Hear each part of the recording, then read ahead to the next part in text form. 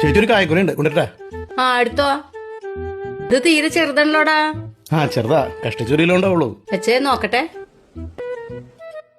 900 gram, 1 kilo തികച്ചില്ലല്ലോ. ആ ചെറിയ പോലെയാണല്ലോ. ജൈവ കൃഷിയാ, വളമൊന്നും ചേർത്തല്ല. എത്രയുണ്ട് ഇപ്പൊ കിലോക്ക്? ആ ഒരു 40 രൂപ ഇട്ടരാം. ആ 40 രൂപ ഉണ്ടോ? താഴത്തെ കടയിൽ 30 രൂപ പറഞ്ഞു. നമ്മളങ്ങനെ ആൾക്കാരെ പറ്റിച്ച് കാശുണ്ടാക്കില്ല. ആ ഒരു 5 രൂപ എടുക്കാനുണ്ടാവോ? 5.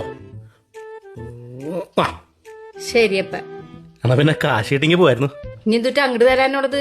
ഇത് 900 ഗ്രാമല്ലേ ഉള്ളൂ. അപ്പൊ കാശില്ല. 1 കിലോ തണ്ടിന്റെ കുറയ്ക്കണ്ടേ? 900 ഗ്രാം കായെന്ന് 1 കിലോ തണ്ടിന്റെ കുറയ്ക്കേ?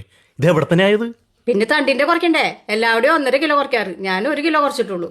എങ്ങനെ എങ്ങനെ എങ്ങനെ? അത് കുറച്ച് കഴിയുമ്പോ 100 ഗ്രാമിന്റെ കാശ് നീ ഇങ്ങോട്ട് തരണം. അതാണ് ഈ 5 രൂപ. അപ്പൊ എന്റെ കായ്ക്ക് വിലയില്ലേ? നിനക്കെന്ത് പറഞ്ഞാ മനസ്സിലാവത്തെ? തണ്ടിന്റെ കാശ് കുറയ്ക്കണ്ടേ? എവിടെ കായ എടുക്കണേ?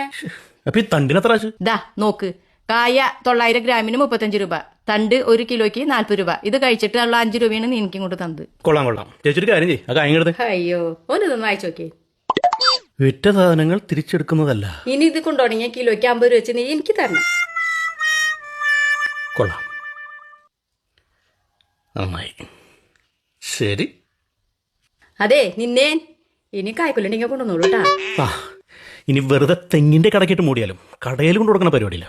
ഓരോ ടൈപ്പ്. ഇതാണ് പറഞ്ഞ ഇക്കാലത്ത് ഒരാൾ